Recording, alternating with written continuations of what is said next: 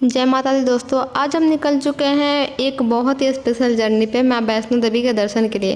कहते हैं माता रानी का बुलावा जिसको आता है वही दर्शन करने के लिए जाता है। माँ मुझे लगभग 1.5 साल बाद माँ वैष्णो देवी का बुलावा आ गया। बीच में मैंने प्लान बनाया, टिकट्स बनाए, कैंसिल हुए, बहुत किसी न किसी कारण से कैंसिल हुए। तो इसलिए कहते हैं कि बिना माता के बुलावे का किसी का भी प्लान सक्सेसफुल नहीं हो सकता। तो फाइनली मेरा बुलावा आ गया है। तो चलिए आपके साथ शेयर करती हूँ मैं अपनी जर्नी। तो मैं अपने नज़दीकी रेलवे स्टेशन जालंधर कैंट आ गई और वहाँ से टिकट ली। 105 रुपये की टिकट मिल जाएगी आपको जनरल की। और हम आ गए जम्मू तवी, क्योंकि हमारी ट्रेन नहीं जा रही थी, उस टाइम कैंसिल थी। आगे कंस्ट्रक्शन का काम चल रहा था, इसके कारण से हमारी ट्रेन आगे तक नहीं जा पा रही थी। तो हमने जम्मू तवी से बस ली। बाई बस का किराया लगभग 120 रुपये पर पर्सन था। जम्मू के रास्ते ये प्यारे प्यारे व्यूज देखते चले गए और थोड़ी मस्ती करते हुए बस के बाहर पेड़ लगे हुए थे और वहाँ बस रुकी हुई थी टोल प्लाजा के पास। तो थोड़ी सी बचपन वाली हरकतें करते हुए कि बाहर से फ्लावर तोड़े, ऐसा मैं अकेले नहीं करती, सारे कर रहे थे। और बचपन वाली हरकतें याद आ गई, कैसे हम बचपन में फूलों को उंगलियों में डाल के खेला करते थे। तो ऐसे मैं अकेली नहीं थी जो खिड़की के साइड से ये फूल तोड़ रही थी, बाकी सारे भी मजे ले रहे थे इस व्यूज का और इस तरह से फूल तोड़ रहे। तो साथ में ये एक टोल प्लाजा आपको दिखेगा। तो टोल प्लाजा के साथ हमें राम जी की सेना दिख गई जो कुछ खा रही थी या खा रहे थे, पता नहीं। टोल प्लाजा क्रॉस करने के बाद हमें एक टनल दिखेगा। हमें कितने सारे टनल से होकर गुजरना पड़ता है माता वैष्णो देवी के रास्ते पे। और टनल जो बनाते हैं ना, पहाड़ों को काट के पहाड़ों के बीच से रास्ता निकाले हुए हैं। तो ऐसे बहुत सारे टनल आपको देखने को मिल जाएगा। तो उसके बाद हम आ गए कटरा बस स्टैंड। उसके बाद हमने लिया रूम, जो यहाँ पे आपको 500 से 600 में मिल जाता है। उसके बाद रूम अगर आप लोगे, उसी के साथ वो टैक्सी फ्री करते हैं, सर्विस देते हैं, आपको रूम तक ले जाएंगे, फिर वो छोड़ भी देंगे आपको रेलवे स्टेशन। तो हम काफ़ी थक गए थे तो आराम किए थोड़ी देर। उसके बाद निकल गए नाइट कटरा का व्यूज एक्सप्लोर कर। तो कटरा में दिखे हमें राम जी और हनुमान जी की मंदिर, और हमने रूम लिया था एंट्री गेट के थोड़ा सा पहले। इस टाइम दर्शन के लिए काफ़ी सारे श्रद्धालु आ रहे थे, काफ़ी भीड़ थी। आपको कभी भी अकेला फील नहीं हुआ, क्योंकि जब भी हम कहीं भी जा रहे थे वहाँ पहले से बहुत सारे लोग थे। तो कटरा के मार्केट में आपको खुली मिल जाएगी लगभग 12-1 बजे तक, या एक आधा घंटे के लिए बंद होती होगी, बाकी पूरे टाइम ओपन ही रहती है मार्केट। तो आपको इस चीज की दिक्कत नहीं आनी। नाइट में घूमने के बाद हमें लगी थोड़ी सी भूख, तो हमने वहाँ पे खाना खाया। और यहाँ का खाना बिल्कुल ही लहसुन प्याज का नहीं होता है, फिर भी काफी टेस्टी होता है। अब हम वापस खाना खा के रूम पे आते, फिर कुछ अधूरा सा लग रहा था, क्योंकि मैंने अपने हाथों में मेहंदी नहीं लगाई थी। फिर सोचा मैंने अपने हाथों में मेहंदी लगाती हूँ, फिर मेहंदी लगाया और सो गई। सुबह उठ के देखा तो इसका कलर कुछ इस तरह से था। तो सुबह उठ के नहा धोवा के रेडी हुए हम, फिर चले गए RFID कार्ड बनाने। RFID कार्ड आपको कहीं भी मिल जाएगा, रेलवे स्टेशन, बस स्टैंड, वहाँ पे बहुत नज़दीक पे RFID कार्ड बनते हैं, आपको कोई भी बनवा देगा, ईजिली बन जाता है, वो फ्री बनता है, सिर्फ आपका आधार कार्ड लगेगा। तो फाइनली कार्ड मेरे हाथों में आ गया था। फिर निकले, माता रानी की चुन्नी ली, वो 20 रुपये की, और लाठी जो सबसे इम्पोर्टेंट है ट्रैक पे, वो भी हमें 20 रुपये की पड़ी। और लाठी आपको 20 रुपये में देगी, बट अगर आप उस लाठी को वापस करते तो आपको 10 रुपये दे देंगे। तो फाइनली अब हम आ गए हैं माता रानी के एंट्री गेट पे। सामान चेक इन कराई और यात्रा स्टार्ट करी।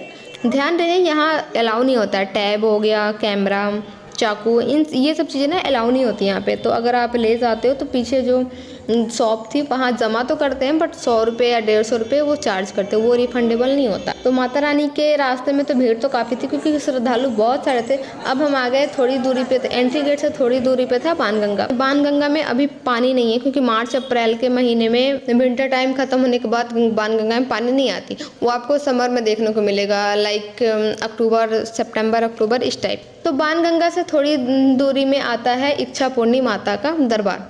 यहाँ कहते हैं लोग कि इच्छा पूरी होती है, तो मैंने इच्छा मांगी, देखते हैं हमारी इच्छा पूरी होती है कि नहीं होती है। थोड़ी डिस्टेंस तय करने के बाद हमें मिलता है माता रानी का प्रथम मंदिर, चरण पादुका। चरण पादुका मंदिर के पास हम वहाँ दर्शन किए, आगे निकल गए फिर ट्रैक पे। ट्रैक पे आपको CCTV कैमरा और सपोर्ट टीम मिलेगी। आपको हर एक 500 मीटर पे आपको टॉयलेट मिलेगी। उसके बाद खाने पीने की सारी सुविधाएं अवेलेबल है वहाँ पे। और ट्रैक पर चढ़ाई करनी मुश्किल होती है, इसलिए लाठी मोस्ट इम्पोर्टेंट है। बस 16 किलोमीटर का ट्रैक, फिर माता रानी का भवन दिख जाएगा हमें। तो कहते हैं अगर थकान ज़्यादा हो तो जय माता दी कहते जाओ, आगे आगे बढ़ते जाओ। कुछ स्नैक्स घर से ज़रूर ले ले, क्योंकि ऊपर चीज़ें महंगी हो जाती है, सुविधा आपको सारी मिलेगी। उसके बाद हम लंगर का चाय प्रसाद ग्रहण किए, क्योंकि आपको रास्ते में लंगर सेवा भी मिलती है। चाय पीने के बाद हम अपनी फिर यात्रा स्टार्ट किए और रास्ते में हमें एक प्यारे से अंकल और आंटी दिख गए जो बहुत ही प्यारे कपल देखने में लग रहे थे, क्योंकि अंकल ना बहुत ही अच्छे तरीके से आंटी का फोटो क्लिक कर रहे थे, तो मुझे बहुत प्यारा लगा। अब हम आ गए अर्धकुंवारी माता के दरबार में। यहाँ हमारी आधी यात्रा सफल मानी जाती है। यहाँ पे काफ़ी श्रद्धालुओं की लाइन लगी रहती है, क्योंकि यहाँ दर्शन करने के लिए आपको पर्ची कटानी पड़ती है और पर्ची का टाइम लगता है लगभग 24 घंटे 48 घंटे ऐसे नंबर आता है लोगों का। तो यहाँ बहुत ही भीड़ होती है। अगर आपको यहाँ दर्शन करना तो पहले टिकट कटानी पड़ेगी, फिर ऊपर से दर्शन करके फिर नीचे आइए, फिर आपको 12 घंटा इस टाइप का वेट करना पड़ सकता है। तो यहाँ पे भीड़ बहुत होती है। और अर्धकुंवारी पे लंगर प्रसाद भी मिल रहा था, राजमा चावल, तो हमने राजमा चावल भी खाया और उसके बाद हम लगातार चले। फिर हम काफ़ी थके थे।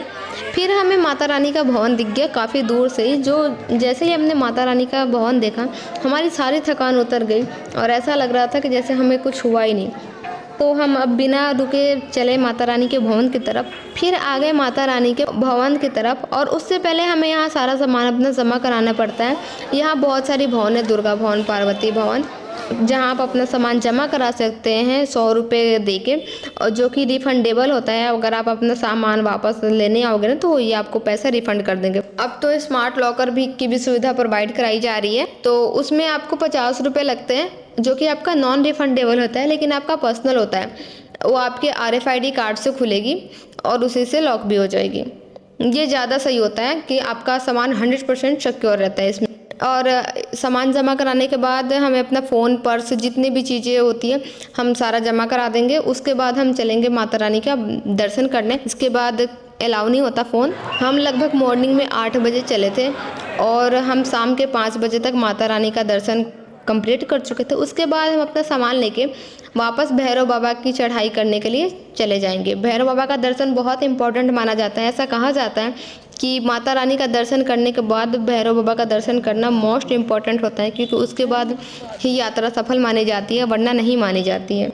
तो आप अपना सामान लेके ही भैरव बाबा की चढ़ाई करें, क्योंकि उसके बाद उधर से ही उतरने का रास्ता है जो कि आप अर्धकुंवारी तक छोड़ देगा, जिससे हमारा 2 से 3 किलोमीटर शॉर्ट हो जाता है। वैसे तो भवन भैरव बाबा तक जाने के लिए रोपवे की भी सुविधा है, लेकिन वहाँ टिकट मिलना थोड़ा सा मुश्किल हो जाता है, क्योंकि आपको या तो डायरेक्ट ऑफलाइन करना पड़ेगा बुक, और ऑनलाइन इसका पहले से बुक करके रखना पड़ेगा, क्योंकि स्लॉट बुक होती है। हमने भैरव बाबा का दर्शन किया और वहाँ भी लंगर प्रसाद चल रहा था। कढ़ी चावल और चाय प्रसाद का ग्रहण करने के बाद हम लगातार उतरे और लगभग रात के 11:30 तक हम एंट्री गेट तक आ गए थे। उसके बाद हम काफ़ी थक चुके थे, तो हमने अपने फुट मसाज कराए, जो कि आपको 30 से 50 रुपये में फुल बॉडी मसाज कर देते हैं। तो आप थोड़ा सा ये सुविधा ले सकते हैं, क्योंकि ये ज़्यादा बेटर था, क्योंकि पैर हमारे बहुत दर्द करते हैं चढ़ाई के कारण, तो इससे हमें काफ़ी रिलीफ मिलता है। तो अब हम अपने फुट मसाज करके आ गए हम एंट्री गेट पे, जहाँ पे हम वापस आते हैं तो RFID कार्ड हमें जमा करना होता है और यहाँ हमारी यात्रा कंप्लीट होती है। रात को हम आ तो गए थे, बट उस टाइम रूम्स मिलना मुश्किल था और हमने सोचा नहीं था कि हम रात को 12 बजे तक उतरेंगे। तो हम उतर तो गए, लेकिन अब हम रात को 12 बजे कैसे जाएं रेलवे स्टेशन, क्योंकि उस टाइम तो सारे सो रहे होते हैं। तो कुछ दुकानें खुली थी, तो वहाँ के अंकल से हमने पूछा, तो उन्होंने बताया, तो उनसे पूछा हमने। फिर भवन पे गए, तो जो कि भवन आपको 24 घंटे अवेलेबल मिलेगी। तो हम रात के लगभग 12:30 बजे तक भवन में पहुँच गए और वहाँ हमें रूम मिल गया एक, जो कि काफ़ी रिजनेबल प्राइस था। 400 के अराउंड हमें भवन मिल गया था और इस प्रकार हमारी यात्रा सफल हुई। और अगर आपको भवन का डिटेल्स चाहिए तो आप कमेंट बॉक्स में भवन डिटेल्स लिखें, या फिर भवन, आपको पूरी डिटेल्स मिल जाएगी भवन की। भवन कहाँ है, किस रास्ते पे। जय माता दी दोस्तों, मिलते हैं नेक्स्ट वीडियो में।